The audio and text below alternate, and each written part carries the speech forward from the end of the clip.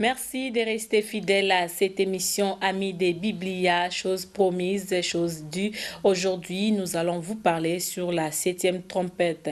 Eh bien, notre invité sur ce plateau qui n'est plus à présenter, vous les connaissez déjà, c'est le pasteur Pongo. C'est avec lui que nous allons parler sur ce thème qui est la 7e trompette. Et nous avons commencé avec la 5e trompette. Et dimanche passé, vous avez pu suivre la 6e trompette et aujourd'hui, nous clôturons avec la révélation des trompettes pour vous parler sur la 7e trompette. Shalom, pasteur. Shalom. Oui, nous parlons sur la 7e trompette comme nous avons promis au peuple des dieux. Pour tout commencer, pasteur, dites-nous plutôt, rappelez-nous les événements qui auront lieu quand sonnera la 6e trompette, ce que vous avez dit la fois dernière concernant la 6e trompette. Que Dieu vous bénisse. Merci Amen. une fois de plus pour l'invitation et je salue tous ceux qui nous suivent à la maison. Que Dieu vous bénisse. Le dimanche passé, nous étions là pour parler de la 6e trompette et nous avons dit que la 6e trompette, en fait, c'est une trompette qui amènera la guerre. C'est une trompette lorsque ça va sonner. Il y aura des démons qui vont sortir de l'antichrist, des faux prophètes et puis des dragons. Et ces démons vont aller rassembler en fait toutes les armées du monde pour la guerre que nous appelons Armageddon. Donc lorsque cette trompette va sonner, la Bible dit il y aura des rois qui vont venir de l'Orient, c'est-à-dire nous avons identifié l'Orient comme étant des pays qui sont au niveau de la Chine, la Russie, en fait tous ces pays de ces contrées, eh bien, ils vont faire une coalition qui atteindra plus de 200 millions de soldats. Alors cette coalition va quitter l'Orient et ils vont se diriger des côtés d'Israël et ils vont passer, la Bible nous donne une indication, dans l'un des pays où se trouverait le fleuve Euphrate. Le fleuve Euphrate se trouve traverse la Turquie, la Syrie, l'Irak. Et il y a même des eaux souterraines qui sont au niveau de l'Arabie Saoudite. Donc il y a l'un de ces pays qui traverse le fleuve Euphrate naturellement par la complicité avec les diables. Il laissera passer les troupes. Et les troupes vont arriver en Israël dans le lieu qu'on appelle en hébreu Armageddon. Armageddon qui veut dire tout simplement la montagne de Megiddo. C'est une vaste plaine qui se trouve au niveau d'Israël. Et c'est par là que la guerre va commencer pour détruire Israël d'un côté et aussi pour refuser l'établissement du règne millénaire. Donc voilà en gros ce qui va se passer pendant en fait, la guerre d'Armageddon. Voilà, nous prenons Apocalypse 11, le verset 15. La Bible nous dit ceci: puis le 7e ange sonna de la trompette, des voix fortes se firent entendre dans les ciels. Elle disait: le règne sur le monde appartient maintenant à notre Seigneur et à son Messie, et ce règne durera toujours. Ici, on parle des Seigneur et Messie. Pouvez-vous nous faire la différence, pasteur, entre ces deux termes, Seigneur et Messie? Voilà, la Bible dit, il avait toujours dans Apocalypse, on dit qu'il avait sur sa cuisse un nom écrit Roi des rois, Seigneur des seigneurs. Ok? Donc le Seigneur, Jésus-Christ est le Roi des rois, il est le Seigneur des seigneurs tel que Jean l'a vu. Seigneur, dans des termes purement simples, c'est en fait la personne qui a une grande supériorité, la personne qui dirige, la personne qui mérite en fait toute la révérence. Alors le Messie, c'est par rapport aux promesses. Okay? La promesse a été faite en Israël qu'il viendra un Messie, le oint. Voilà. Donc par là, la Bible reconnaît que Jésus-Christ est non seulement celui qui devait venir, le Messie dont Israël a refusé, parce que Jésus-Christ, quand il est venu pour la première fois comme étant l'agneau de Dieu. Il était toujours le Messie. Mais Israël a refusé de croire à ce Messie parce qu'Israël voulait un Messie puissant. Il voulait un Messie qui va déchirer le ciel, il descend, il détruit les armées des Romains parce qu'à ce temps-là, Israël était sous la domination romaine. Donc il voulait un Messie fort, puissant, qui va directement établir son règne, ainsi de suite. Mais malheureusement pour eux, le Seigneur, dans son plan, il va envoyer un Messie qui vient, un Messie doux, qui va d'abord faire le travail du salut du monde entier, non seulement du peuple juif, mais du monde entier. Donc c'est ça qui a fait qu'Israël a eu du mal pour reconnaître ce Messie. Mais quand il reviendra maintenant pour le règne millénaire, la Bible dit que le ciel va se déchirer. En ce moment, Israël reconnaîtra que la personne que nous avons percée, parce qu'ils verront ses mains avec des marques, ils reconnaîtront que la personne que nous avons percée, la personne que nous avons tuée, n'était rien d'autre que le véritable Messie que nous avons entendu. Donc, il est le Messie comme étant le sauveur, le oint qui devait venir. Il est le Seigneur, celui qui mérite toute notre adoration. La même personne. Okay. Ouais. De quelle manière, pasteur, la 7e trompette établira les règnes du Christ? Voilà, donc je disais tantôt que lorsque la guerre d'Armageddon, celui des 6e trompette va se déclencher, cela veut dire que nous sommes vraiment à la fin des temps des nations. Les temps des nations, j'ai expliqué la fois passée, c'est le temps qui a été donné aux nations d'agir, de dominer, de faire tout ce qu'ils veulent. Et là, nous sommes dans Daniel au chapitre 2, lorsque Daniel a vu ça dans la grande statue de Nabucodonosor. Mais l'histoire ne finit pas seulement dans ces statues. La Bible dit qu'il y aura une pierre qui va quitter le ciel, qui viendra frapper la statue dans sa base, et puis ça va renverser la statue. Or, la statue comprenait les 4 royaumes universels. Donc, la pierre va frapper la statue sera renversée. Cela veut dire que le temps des nations sera tout simplement renversé. Alors, quand est-ce que le temps des nations-là sera renversé? Ça sera exactement lorsque la 7e trompette va sonner. Pourquoi? Parce que là, nous sommes, comme je dis, à la 6e trompette, le diable est à pair. Il sait que sa fin est proche. Il sait que quoi qu'il peut faire, le règne millénaire doit s'établir. Il sait que Jésus-Christ est à la porte, il revient. Donc là, maintenant, il va mobiliser toutes les armées du monde. Ils se font la guerre pour raser Israël, détruire Israël, et aussi pour empêcher, au fait, toutes les armées du diable de venir, ainsi de suite. Et là, maintenant, la 7e trompette va sonner. Et n'oubliez pas que la guerre qui est de l'Armageddon va prendre des tournures vraiment incroyables, parce que un tiers de la population va mourir. Donc, ça serait une guerre qui va vraiment faire couler beaucoup de sang. Donc, c'est en fait une guerre mondiale. Ça sera vraiment une guerre mondiale à une dimension plus que la deuxième guerre mondiale. Et Israël sera vraiment rasé. Donc, la cible, comme je dis la fois passée, ça sera vraiment Israël. Israël sera détruit. Les femmes seront violées, les maisons seront pillées. Donc, ça sera une désolation terrible. Si vous voulez voir cette désolation, comment est-ce que Jésus-Christ la présente, c'est au niveau de Matthieu chapitre 24. Donc ça sera incroyable. Et les yeux de tout le monde en Israël se tournera vers le ciel. Seigneur, aide-nous. Seigneur, s'il te plaît, si tu peux venir nous sauver de cette angoisse. Et c'est à ce moment que la 7e trompette va sonner. Quand la 7e trompette va sonner, la première des choses, c'est la remise officielle du royaume de la terre à notre Seigneur. En fait, c'est comme une investiture. En fait, ça se passe au ciel. Une remise de reprise. Ça sera comme, pas une remise de reprise. Une remise de reprise, ça sous-entend la personne qui sort et puis la personne qui entre se voit. Oh, il n'y aura jamais, Satan ne va pas remettre comme ça. Donc, en fait, le ciel reconnaît par la 7e trompette qui a sonné, que maintenant, le roi des rois, le seigneur des seigneurs, doit descendre pour régner sur la terre pendant 1000 ans. Donc, en ce moment, donc, au ciel, il y a des tonnerres, il se passe des cris, c'est quelque chose d'extraordinaire.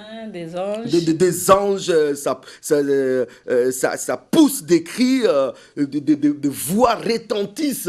C'est-à-dire, c'est pour dire que le ciel est dans la joie.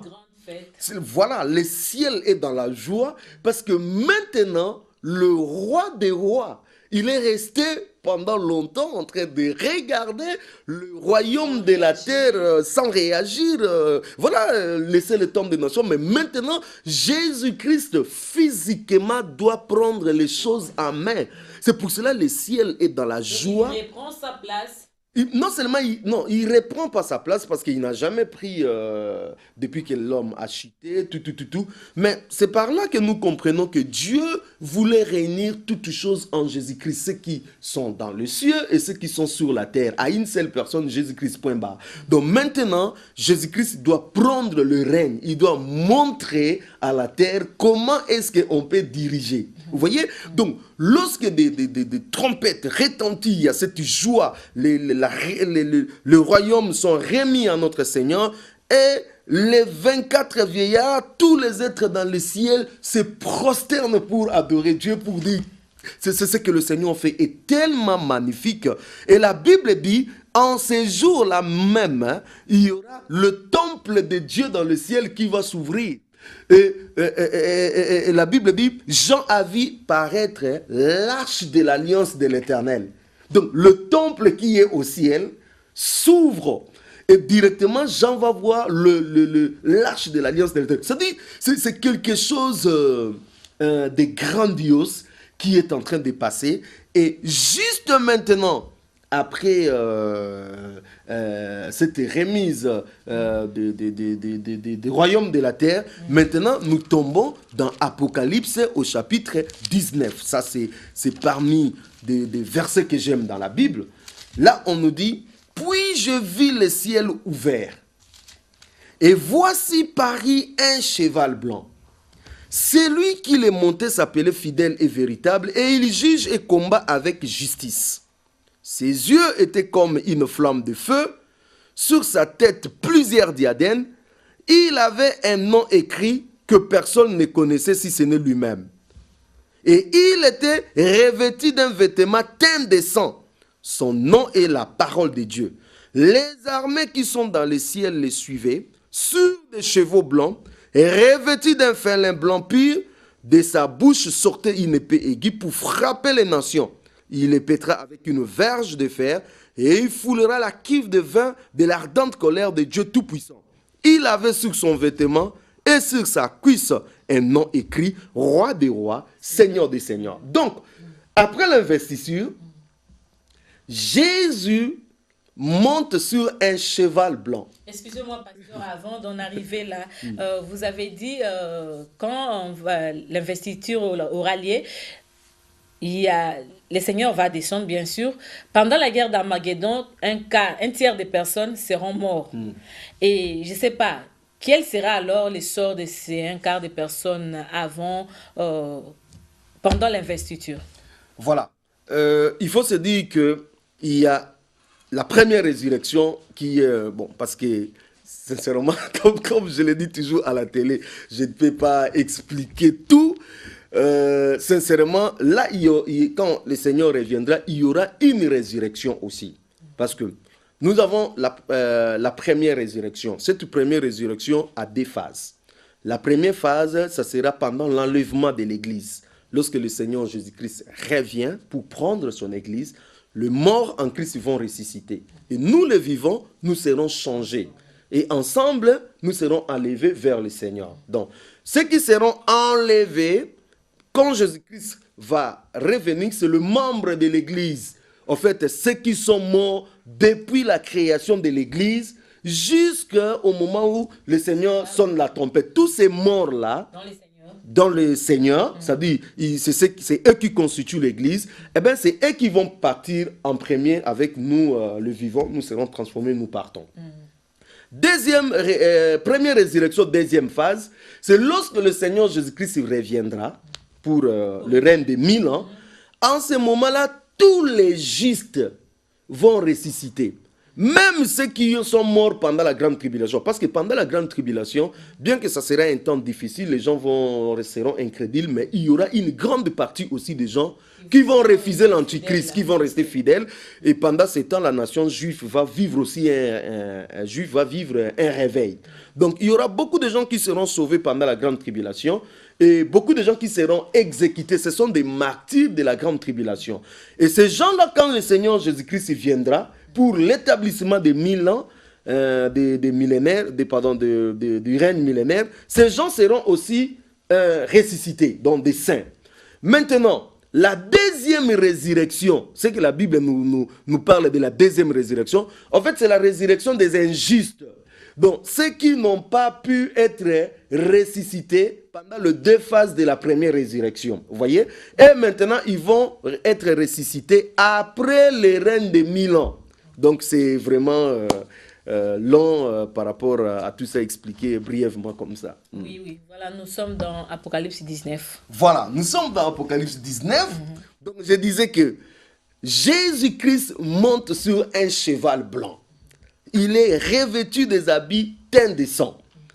Et sur sa cuisse, la Bible dit un nom écrit, Roi des rois, Seigneur des seigneurs. Et dans sa bouche, une épée. L'épée, c'est la parole. C'est-à-dire, lui, il ne fera pas la guerre avec les armes que nous avons ici. Lui, il fera la guerre avec la parole. Vous comprenez? Et magistralement, il est en train de chevaucher son cheval. Et la Bible dit, les armées qui sont dans le ciel, les suivez. Et dans ceux qui les suivent là, il y a aussi son épouse, son église. C'est-à-dire, nous qui étions ressuscités, enlevés, là déjà au ciel, nous avons été couronnés, chacun connaît sa place. Et bien quand le Seigneur Jésus-Christ descend pour régner, nous descendrons avec lui pour régner avec lui. Parce qu'il faut que nous régnions avec le Mashiach. Vous comprenez? Donc, maintenant, les armées célestes, les anges, tout... voyez un peu cette ambiance-là. Et tout d'un coup, la Bible dit, le ciel va s'ouvrir. Et lorsque le ciel va s'ouvrir, cette fois-ci, là, ça ne sera pas spirituellement. Ça sera physiquement. Parce que la Bible dit, tout œil le verra. Donc, c'est-à-dire que vous soyez en France, au Congo, aux États-Unis, Japon, ces jours-là, lorsque le ciel va s'ouvrir, eh bien, tout le monde verra que le ciel s'est ouvert et des chevals sont en train de descendre à une vive allure. Et qu'est-ce qui va se passer? Lorsque l'Antichrist, le royaume de ce monde, les armées de ce monde vont voir le Messie descendre, ils vont commencer à tirer sur lui. C'est ainsi que la parole qui dit, toute arme forgée contre toi, ça sera sans effet. En ce jour-là, aura leur accomplissement. En ce jour-là, la parole qui dit que 1000 tombera à ton côté, 10 000 à ta droite, et tu ne seras jamais atteint. Ces paroles vont trouver leur vrai sens. Parce que le Messie est en train de descendre, le missile de ce monde, de Tomahawk de ce monde ne pourra rien faire contre lui. Ça sera un tremblement terrible. En ce moment, Jésus-Christ va descendre et ses premiers pas, les pieds lorsqu'il va descendre ici en bas sur la terre, il va toucher d'abord le mont des Oliviers. Parce que c'est par là qu'il est parti. Et les anges ont dit aux disciples, de la même façon il est parti, il y reviendra. Donc c'est-à-dire, Jésus-Christ doit descendre au mont des Oliviers au point où il est parti. Donc Jésus avec son cheval, il descend sur le mont des Oliviers, et puis les armées qui sont avec lui descendent avec lui, et du coup la Bible dit, il y aura un grand tremblement de terre. Parce que la puissance, la gloire qui va descendre avec ça, la terre ne saura pas au fait supporter cela. Il y aura un grand tremblement de terre et la montagne des Oliviers en ce jour-là va se diviser en deux. Une partie va de l'autre côté, une partie va de l'autre côté et il se crée un couloir. Et Jésus-Christ va maintenant descendre dans ces couloirs-là. C'est comme ça qu'il va arriver jusque dans la ville de Jérusalem. Et demande-moi maintenant, où sont passés les chefs militaires, le roi, les 200 millions? Où sont passés tous ces mondes? Eh bien, le Seigneur dit, j'amènerai ces gens-là dans la vallée de Josaphat et là, j'entrerai en jugement contre eux. C'est pour cela que je vous ai dit la fois passée, le jour de l'Éternel. Vous entendez toujours le jour de l'Éternel. Le jour de l'Éternel, en réalité, c'est le jour du jugement. Le jour où le Seigneur Jésus-Christ descendra physiquement pour juger les nations. Or, le jugement là que nous sommes en train de parler aujourd'hui, c'est frapper les nations. Donc, ce jour-là où il est descendu. Voilà, c'est ce jour-là quand il va descendre, hein, ce jour-là, ça sera un carnage, ça sera un jour de mort. Parce que des missiles, des chars de combat, ça sera détruit. Des soldats qui sont venus pour attaquer Israël, pour semer la terreur, le 200 millions et toutes les armées partout dans le monde qui se sont mobilisées pour empêcher le règne millénaire, eh bien, en ces jours-là, toutes ces armées, tous ces militaires, tous ces systèmes du diable que l'Antichrist pilotait pour semer la terreur, eh bien, en ces jours-là, ça sera les carnages parce que tous ces mondes-là mourront par le paix, c'est-à-dire rien que par la parole qui sort de la bouche du Seigneur Jésus-Christ. Et après, tout va rentrer en calme, c'est-à-dire en règle, en ordre. Et Jésus-Christ maintenant peut régner pendant 1000 ans. Merci beaucoup, pasteur. La septième trompette conduit au temps des jugements des morts. Parlons de ces jugements. William Marion Branham plutôt, l'homme de Dieu a dit que ces jugements se fera par Christ et par tous les saints sauvés.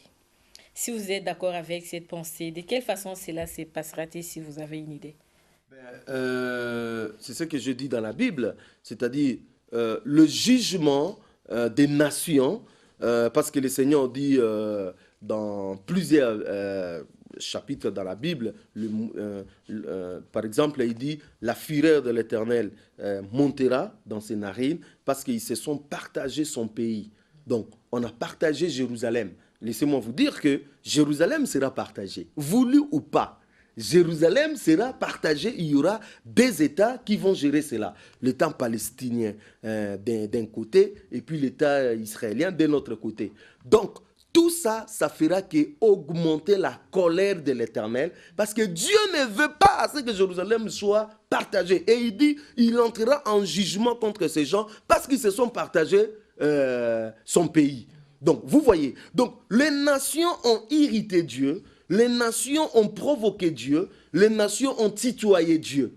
Et Dieu maintenant, il les a laissés beaucoup de temps dans sa patience pour faire le travail de l'Église, c'est-à-dire sauver les nations, ainsi de suite. Mais lorsque la septième trompette va sonner, fini. C'est-à-dire, le Seigneur maintenant va entrer en jugement contre toutes ces nations. Donc, le Seigneur va juger le roi de la terre. Et comment il va juger le roi de la terre? Je dirais, il va leur frapper des morts avec leur arsenal militaire qu'ils vont amener. Et bon, ils seront frappés des morts. Donc, ils seront détruits et toute la terre reconnaîtra en ces jours-là que c'est l'Éternel, celle qui est le plus fort, c'est l'Éternel, celle qui est le plus puissant. Donc, il y aura un jugement des nations, ça ne sera pas un jugement comme on fait cour pénal international, mais ça sera la mort que le Seigneur va frapper toutes ces nations, tous ces militaires, toutes ces armées. Oui, pasteur, pour que nous ayons l'enchaînement logique des idées, faites-nous une synthèse de la 5e, 6e et 7e trompette. Voilà, j'aimerais même faire une petite synthèse par rapport à tout ce qui va se passer. Donc là, nous sommes maintenant à la fin des temps des nations. C'est-à-dire, le temps des nations a commencé depuis Nabucodonosor.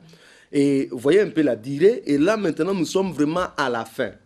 Mais plus nous arrivons à la fin, proprement dite, où vraiment le temps des nations sera clôturé, plus les événements vont s'enchaîner, le monde va s'emballer, et plus la pression va monter. Donc là maintenant, l'Église, quand ça va partir, la dernière semaine de Daniel entre en action, la 70e semaine, et du coup, les choses vont encore aller vite, parce que là, tout est compté, tout est chronométré, et l'Antichrist sait qu'il reste seulement 7 ans, donc il fait tout par rapport à ça, et tout vraiment sera à compter. Et là maintenant, la pression va augmenter, et c'est ainsi que le Seigneur va commencer aussi à dévexer déjà ses jugements, à proclamer déjà ces jugements pour juger les nations. Mais vous allez vous rendre compte que ces jugements vont aller crescendo, c'est-à-dire à chaque fois qu'il y a une nouvelle trompette qui sonne, un jugement s'abat et puis le malheur augmente. la situation devient difficile.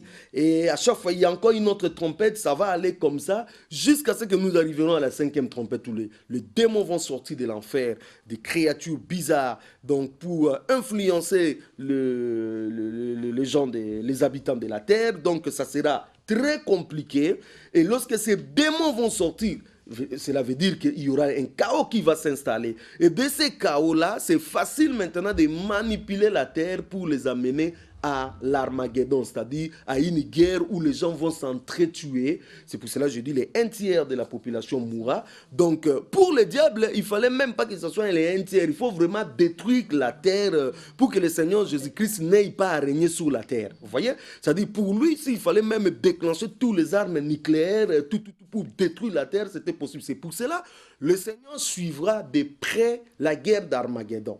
Donc quand il sentira que le diable veut commencer à utiliser des armes pour détruire complètement la terre, il sera obligé d'intervenir directement et puis de mettre fin à cela. Donc là maintenant nous sommes vraiment à la 7e trompette, et ce que j'aimerais dire, que lorsque le Seigneur Jésus-Christ va venir pour installer le millénaire, sincèrement nous aurons à oublier tout ce qui s'est passé dans ce monde de désordre, de malheur, de chaos. Ça sera vraiment un nouveau monde. Voilà. Ça sera vraiment un nouveau monde. Nous avons fini avec cette émission. Merci beaucoup, pasteur, d'être vraiment disponible pour les enfants des dieux. Voilà, aujourd'hui, nous avons parlé sur la 7e trompette. Nous avons commencé avec la 5e. La fois passée, vous avez à suivre la 6e trompette. Et aujourd'hui, vous avez suivi la 7e trompette. Nous avons fini avec la révélation des trompettes. Et bien voilà, pour tous les enfants des dieux qui ont suivi cette émission et qui ont des questions par rapport à cette émission, ils peuvent nous appeler avec les numéros qui est affiché au bas de vos postes téléviseurs. Vous aurez les numéros des pasteurs, ses coordonnées, et vous allez vous rencontrer pour vos préoccupations par rapport aux trompettes. Merci à vous tous qui avez à suivre cette émission avec attention. Que Dieu vous bénisse de partout où vous nous avez suivis. Merci. Je voudrais, mes frères et sœurs, que vous preniez la Bible comme si c'était un livre que Dieu vous a envoyé. Que la Bible devienne une lettre écrite pour toi et rien que pour toi. Voici ce que le Dieu de la Bible te dit. Dans Genèse, je suis ton Dieu. Sors de ton pays, je te bénirai. Dans Exode, il dit, je te ferai sortir du pays d'Égypte au temps marqué. Dans Lévitique, il dit, je suis saint. Toi aussi, sois saint, je te bénirai. Et dans Nombre, il dit, malgré la multitude, je te connais. Et dans Deutéronome, il dit, même si je suis le Dieu de la loi,